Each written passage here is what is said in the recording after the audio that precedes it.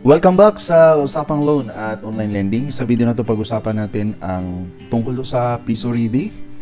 So, na-request po ito ng isa sa ating mga viewers dahil po siya din po ay umutang na dito.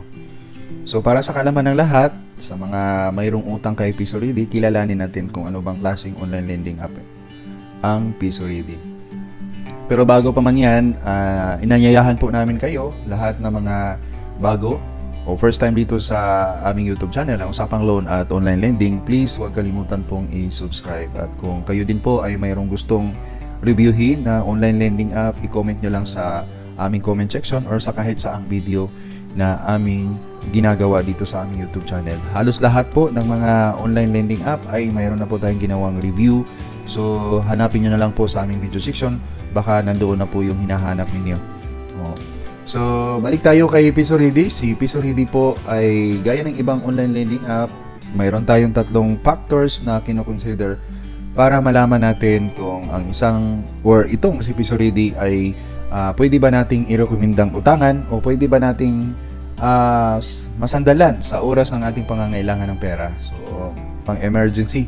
So, marami sa inyo ang napahamak sa mga online lending app dahil po sa emergency or talagang may immediate na pangangailangan ng pera at hindi na kailangan yung mga lending company na marami po ang hinihinging mga requirements. So, para sa kaalaman ng lahat, ang mga online lending app ay napakabilis at napakadaling mag-approve ng loan, pero mayroon po itong kaakibat na consequence kung sakaling hindi niyo po ito mapapanagutan or hindi niyo sinusunod yung maaring agreement or ng agreement ninyo, lalo na pagdating doon sa due date. So si Piso Ready ba ay legit, legal at magandang utangan? So again, ang factor number 1, dapat po ang isang online lending app ay rehistrado sa Securities and Exchange Commission. Pangalawa, dapat po ang isang online lending app ay hindi loan shark. Pangatlo, dapat ang isang online lending app ay hindi nag-violate ng data privacy, hindi nanghaharas, nananakot at namamahiya. Unahin natin ang factor number 1. Si Piso Ready ba ay rehistrado sa Securities and Exchange Commission? Ang sagot po ay yes. So, ang Piso Ready Financing Company Incorporated ay makikita natin sa listahan ni Securities and Exchange Commission. Nandito po yan si Piso Ready. 2018 pa po na grant ang kanilang registration sa SEC.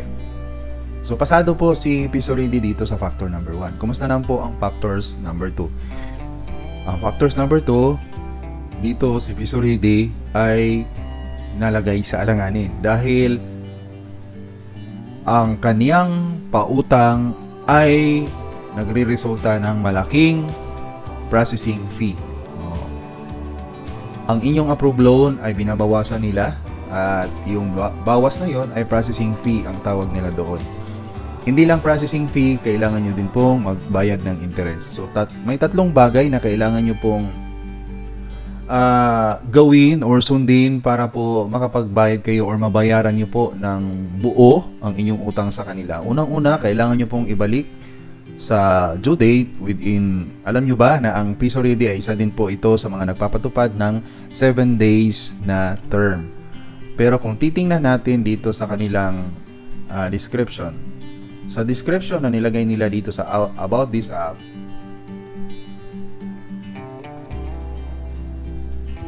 ang kanilang term na sinasabi dito ay mula 90 days to 720 days. Wala po itong katotohanan sa ino-offer nilang pautang online. Siguro pwede yan doon sa kay Piso Ready mismo sa office nila, yung mga walk-in nila. Pero online, napaka imposible po dahil hindi po yan nangyayari. So, hindi lahat ng mga sinasabi nila sa kanilang description ay ganon ang mangyayari sa totoong computation kapag kayo po ay na-approve. So, from 90 to 720 days, wala pong katotohanan yan. Then, ang 0% processing fee, wala din pong katotohanan yan. So ang tatlong bagay na kailangan yung ibalik sa kanila within 7 days, ibalik nyo po yung principal, ibalik nyo po yung processing fee na refund, at yung interest pa. So malaki po ang halaga na kailangan nyo pong hanapin or habulin or kailangan yung provide within 7 days. Otherwise, mayroon pong hindi magandang mangyayari sa inyo. Ano yon? Yan po yung sa factor number 3 na pag-uusapan natin. So, sa factor number 2, si VisoReady ay loan shark. Mataas ang interest at malaki ang processing fee. Tapos, 7 days lang ang kanilang term. So, X po dito si VisoReady. How about factor number 3? Si VisoReady ay napag-alaman din natin na siya ay gumagamit or sila ay gumagamit ng third-party collectors. Ang third-party collectors, yan po yung mga taong naniningil ng walang sinasanto. Gagawin po nila ang lahat para po kayo ay puwersahing magbayad para, of course, para kumita sila, magkakomisyon sila, at magkasahod din po sila. So ano bang ginagawa ng mga ULA collectors sa mga nag-overdue na ng mga utang sa kanila? Unang-una, kukulitin kayo kasamang panghaharas. Walang pahinga po yan. Kahit madaling araw o hating gabi, makakatanggap po kayo ng iba't ibang mga text messages na hindi maganda yung mga mensahe. Tapos, lahat ng mga contacts ninyo, yung contact list ninyo or nasa phone book ninyo, makaka-receive ng text blast. Sana po ay mapanood ito sa maraming mga nag-avail ng loan sa online lending app. Na ang nagtataka sila bakit daw nakatanggap ng text ang kanilang mga contact list na hindi naman daw nila binibigay sa nung nag-apply po sila. Hindi lang ninyo namamalayan na kinukuha na pala nila yung laman ng inyong cellphone nung bago po kayo nag-fill up ng inyong application. Kasi mayroon pong mayroon pong maliit na window na lumalabas sa inyong screen at kailangan nyo pong i-allow yun or mag-yes kayo para po nila mapasok ang inyong cellphone. At doon po nila malalaman kung karapat-dapat kayong ma-approve or may capacity kayong magbayad sa inyong loan. At kung may nakita po silang magandang collateral, which is digital po ang ginagamit na collateral ni online lending app, hindi po ito pareho sa mga typical na lending company dyan sa lugar ninyo na kailangan ng mga black and white, for example, yung title or mga jewelry, yung mga physical na collateral, jewelry, mga appliances, mga ganun. Pero itong mga online lending app, digital pang ginagamit nila. Kukunin po nila or titingnan po nila yung kung ano ang laman ng inyong cellphone. At isa na nga doon, yung inyong contacts. So magagamit po nila yon kapag hindi po kayo nagbabayad, pupurasahin kayo sa pamamagitan ng pag-text blast sa lahat ng mga contacts ninyo. So ipapahiya po nila kayo, sisirain nila kayo sa mga kakilala ninyo.